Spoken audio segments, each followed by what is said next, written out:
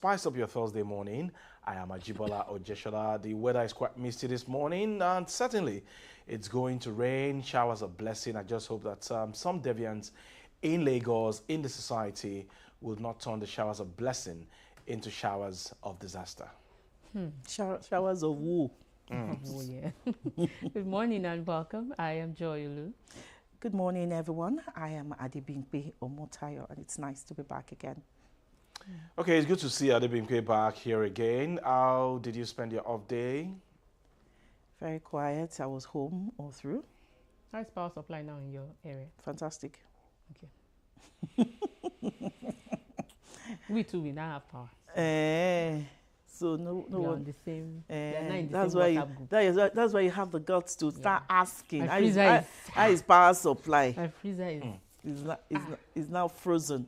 Well, our own power supply now, it's a bit steady compared to what we experienced last week. And of course, I also want to commend the officers and men of the Public Works Corporation. I'm beginning to see some of their works in some areas that were reading with potholes before now. But they can still do more to make our road passable and, of course, ensure that those that are driving on our roads enjoy their driving, especially now that the rain is here. When you go to certain areas in Lagos State, you see potholes here, and we expect the men and officers of the Public Works Corporation to do more in fixing those potholes that is making driving quite difficult for road users right here in Lagos State. Okay, some piece of good news. We are starting with the news point coming all the way from the United States of America. I'm sure this will excite the administration of President Bola Ahmed Tinubu. Trump hails Tinubu over anti-terror war. The presidency on Wednesday said United States President Donald Trump has written personally to President Bola Tinubu to commend what he termed his decisive leadership on behalf of the Nigerian people. The U.S. president also confirmed that he deployed U.S. Special Operation Forces, including Navy SEAL 6, to train Nigeria's military in the fight against terrorists.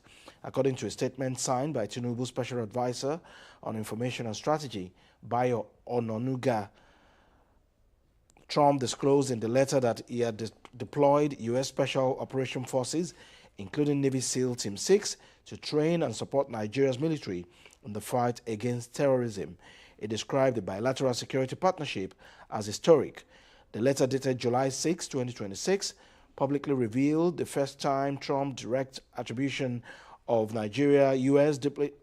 military presence in Nigeria to what he described last October as the need to protect communities of faith, particularly Christian minorities, from jihadist violence. In the letter, Trump wrote to Tinubu, "Dear Mr. President, thank you for your thoughtful letter. Your kind words mean a great deal to me, and I appreciate your decisive leadership on behalf of the Nigerian people. I applaud your resolve to tackle issues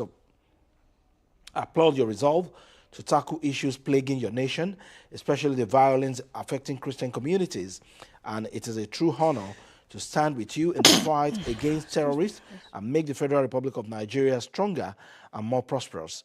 The United States-Nigeria relationship is crucial at a time when conflict has spread across West Africa.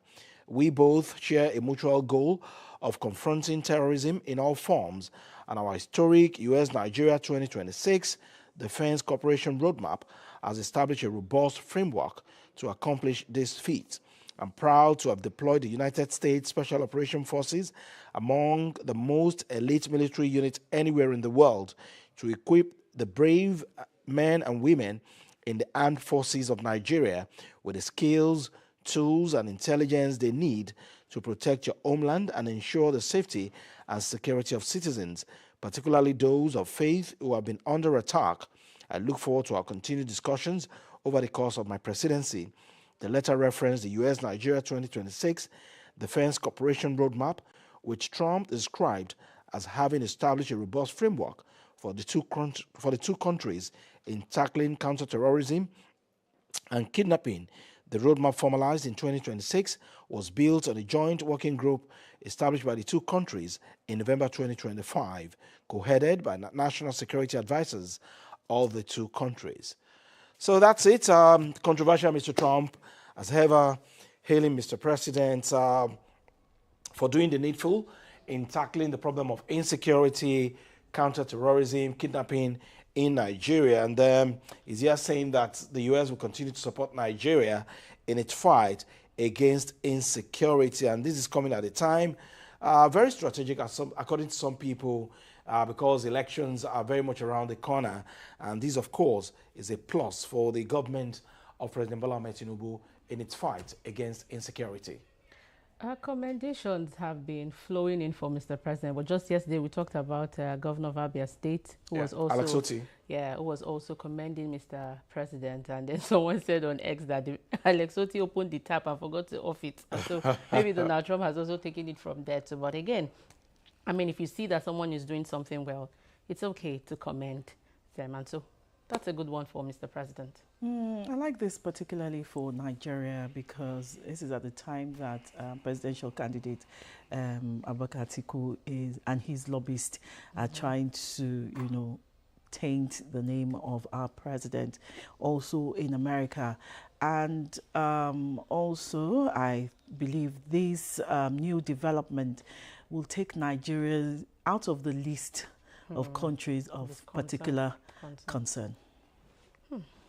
So does that imply that we are off that list now? With this commendation coming from the U.S. president? I think it's a step towards that. Okay, the same way it was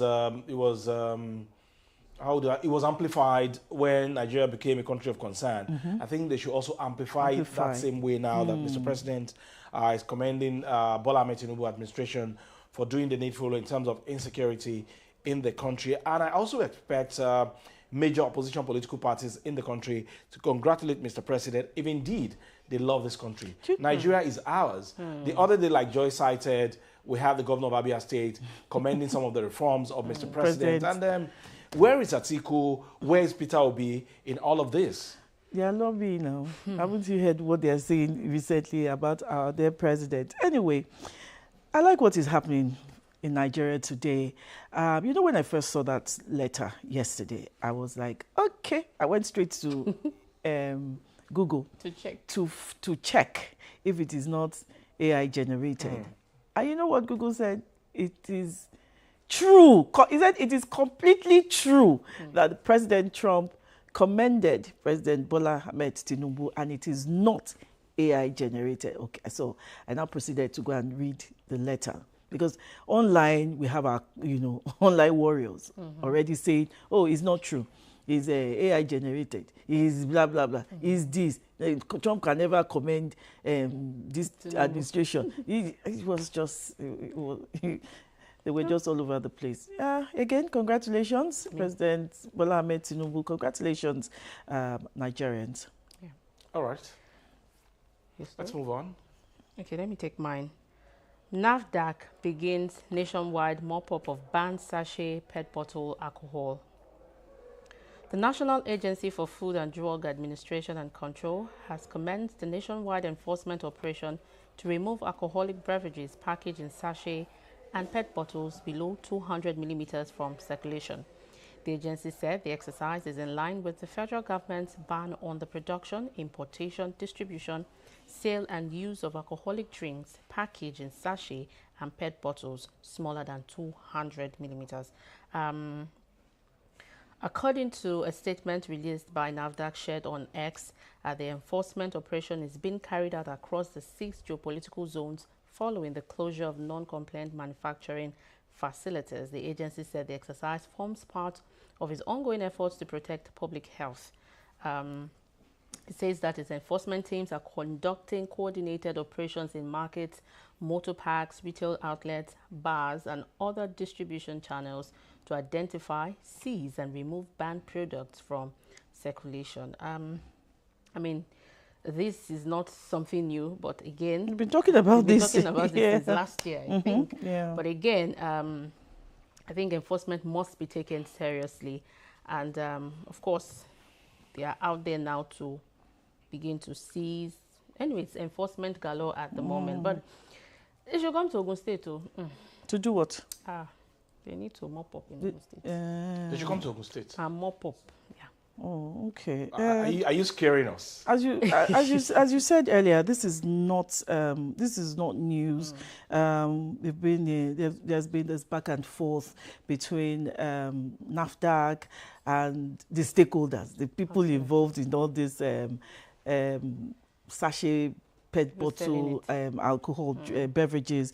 I'm glad that NAFDAC has now decided that look, we can't be continue to go back and forth on this. They have to enforce this. These are part of the things that cause waste. Waste in our drainages, because once they open it and they take the drink, they drop it right on the floor there, and this is why when the rain comes, it sweeps it into our drainages. It also causes our drivers, especially those commercial drivers in their garages, that is where you find these things the most. They buy it and it causes accidents. I saw a video online recently about one commercial driver. He was sleeping. Yeah, I saw the video too. And the person was recording till they had an accident. I don't understand. Instead of recording, why didn't you caution the driver to stop, to park and wash his face? And you all had the accident here in Lagos. Anyhow you want to look at it, I think NAFDAC is doing the needful.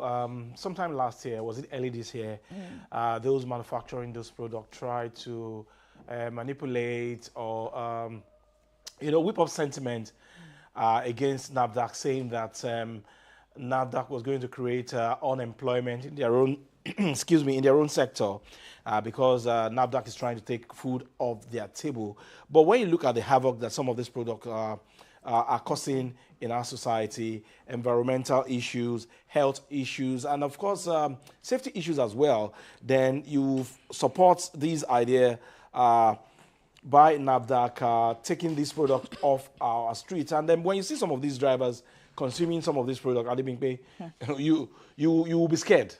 They say they are using it to wash. Because it's like water. They say that they take and wash eye. They use it to wash eyes. They use it to wash their face? So that their eyes will be shining. When they are driving? Please, let me take my story. I hope I understand that one day. Okay. Internet. Okay, yes. Police stop list as ICPC uncovers 908 ghost workers. The Independent Corrupt Practices and Other Related Offences Commission has identified the Nigerian Police Force and 5 federal ministries and agencies as having the highest number of suspected fake workers uncovered during its payroll verification exercise. ICPC Chairman Musa Adamu Aliyu San disclosed the findings while speaking on the Commission's investigation into payroll fraud across federal government institutions. According to the BBC Media and Pidgin report that was yesterday, the Commission said it discovered suspected 908 ghost workers in at least 50 ministries, departments and agencies, recovering about 942 million naira allegedly paid as fraudulent salaries. According to the ICPC, ghost workers are fictitious names inserted into government payrolls to receive salaries fraudulently. In some cases, salaries are allegedly diverted by officials who add relatives or associates to the payroll despite them not being employed. Aliyu said investigators uncovered one case involving a man who allegedly placed the names of his wife's son and mother-in-law on the payroll while also collecting the salaries of 12 workers. Among the institutions identified, the Nigerian Police Force recorded the highest number of suspected fake workers. The National Water Resources Authority followed with 80 suspected fake workers. Look, these things, I thought in every ministry, MDAs, that there's something called, is it the monthly audit? Where staff audit, where you come and verify that you are a staff of that particular either agency or ministry. Did you see the number? 900, did you say 908 ghost workers? How is it done? I said, Again, yes, there are periodical staff audits taking place, but because these people, this is what they have been doing in the past, so they know how to They know how to perfect it. Did you see the one that they said enrolled his son, his wife, his mother-in-law, and 12 other workers? Ajibola, some of the people, they believe that Nigeria is a national cake whereby you come, take your parts, and of course, do things unlawfully. My own concern this morning is why is it that is the Nigerian police that is topping the list? The law enforcement agents of government is involved in corruption, ghost policemen, ghost police women, taking salaries without working. How is that possible when we have auditors, when we have, there are processes that people do go through before your salary is paid monthly. So how are they able to circumvent those processes and they are getting paid mother, father, son, relatives that are not doing anything and they are getting money from the federal government every month? I even thought this goes to the auditors of those ministries and agencies should be queried. Should be sanctioned. Or is there a clique? Or is there a ring? I always say that once we have issues of fraud like this, there's always an insider. There's always an insider that perfects everything, for those that do it out there. Still now referring to the what's his name, Matthew Adeyemi, him getting an office at the National Secretariat. Have done it all by himself. Having about 300 members of staff, having a budget allocation. There's somebody working inside, to make that happen for him. Anything is possible in Nigeria. We have fake policemen, we have fake agency, we have fake DG. We don't know very soon if we are going to have fake lawmakers. Wait, is it not the same ICPC chairman? I saw a report over the weekend in Abuja that 4 police officers stopped him and extorted money from him, and they didn't know him. They've been caught. They were caught, yes. They were caught. Nigeria. Sometimes when I look at our situations, it's our very stories, complex. You don't blame everything on government. We are government on our own. For the police officers, for those agencies where a particular man chose to be paying his wife, son, and daughters monthly salary, there is an auditor there. What is he auditing? He or she? Exactly. Each agency, each ministry has an auditor. What exactly are you auditing? What are you doing there? They will answer questions now. They won't. They won't. Well, I hope they will face the full wrath of the law, and of course the needful will be done at the end of the day, so that that will serve as deterrent to others who are engaging in this crime in this type of crime as well. So those are the news points. These are another criminal offense. This issue that is trending on X this morning. So let's go to the X platform now, see what is trending. Of course, NDLEA and a particular laboratory located in Mowe in Ogun State. I should have allowed Joy to take this hashtag. Yes, because that is your access. My house no reach Mowe. And the lab is worth 480 billion. And we have Mexicans and some Nigerians involved. Anyway, the Federal High Court is expected to rule on Friday, which is tomorrow, to rule on an application by the National Drug Law Enforcement Agency seeking permission to destroy that particular lab. And Justice Musa Kakaki fixed the date after a special court sitting held on Wednesday at the facility in Mowe Village in Ijebu East local government area of the state. The end deal, of course, on July 10, arraigned 3 Mexicans and 7 Nigerians on an 11-count charge bordering on the alleged establishment and operation of this particular lab. 480 billion is not a small change. I always say one thing about how foreigners, come into Nigeria and become the kingpin. Can they come into Nigeria without the support of Nigerians? Exactly, and become the kingpins of every vice you can think about. Can you imagine? 3 Mexicans. If they're not Mexicans, they are Chinese. If they're not Chinese, they are Lebanese. All these people, they come into Nigeria and perfect all manner of vices, and they go back to their country and start insulting Nigeria. And the youth around that area, I'm sure they would, oh my God. It's just... So that's it. We hope the court will do the needful on Friday. And of course, we must commend officers and men of the NDLEA for doing a good job, and especially the man leading that particular agency. That agency has been able to do a lot since his appointment. So go to the X platform and read more about what is trending on NDLEA and that particular lab located in Mowe, in Ogun State, worth 480 billion naira. All right, we'll take a very quick break. At this moment, when we come back, the conversation will continue.